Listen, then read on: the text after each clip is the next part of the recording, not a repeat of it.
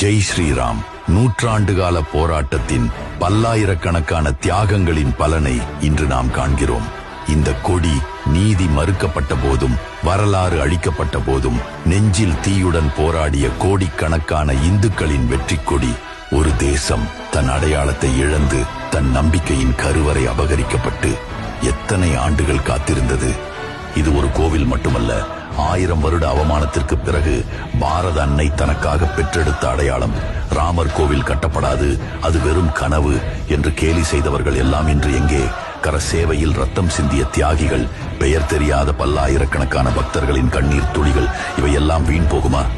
ராமர் எனும் நெருப்பு எங்கள் நெஞ்சில் எரிந்த போது அதை எந்த சக்தியால் அணைக்க முடிந்தது? தெரு தெருவாக தேசபக்தியை பரப்பி ஸ்ரீராம ஜென்ம பூமியில் ஸ்ரீராமர் கோவில் வர வேண்டும் என்ற அணையா நெருப்பை ஏற்றியதில் ஸ்ரீராம பக்தர்களுக்கும், RSS சுயம் சேவகர்களுக்கும், நமது கட்சி பாஜகவிற்கும், திரு அத்வானிஜி போன்ற பல தலைவர்களுக்கும் முக்கிய பங்குள்ளது. இதில் பல தமிழர்களும் அடங்குவர். ஸ்ரீராமர் கோவில் என்ற புனித அழைப்பு ஒலித்த போது நம் தமிழ் மண்ணின் மைந்தர்கள் ஸ்ரீராம ஜெயம் என கோஷமிட்டு நிதி, ரதம், கற்கள் என அயோத்திக்கு அனுப்பியதே வரலாறு. பல தலைமுறைகளாக பல கோடி ஆத்மாக்கள் இதற்காக போராடினாலும் இன்னாரால் இச்செயல் இந்நேரம் முடிக்க வேண்டும் என இறைவன் எழுதி வைத்திருப்பார். சத்தியத்தின் பக்கம் வெற்றி பெற அப்படி இறைவனால் அனுப்பப்பட்டவர்தான் நமது பிரதமர் திரு நரேந்திர மோடி அவர்கள்.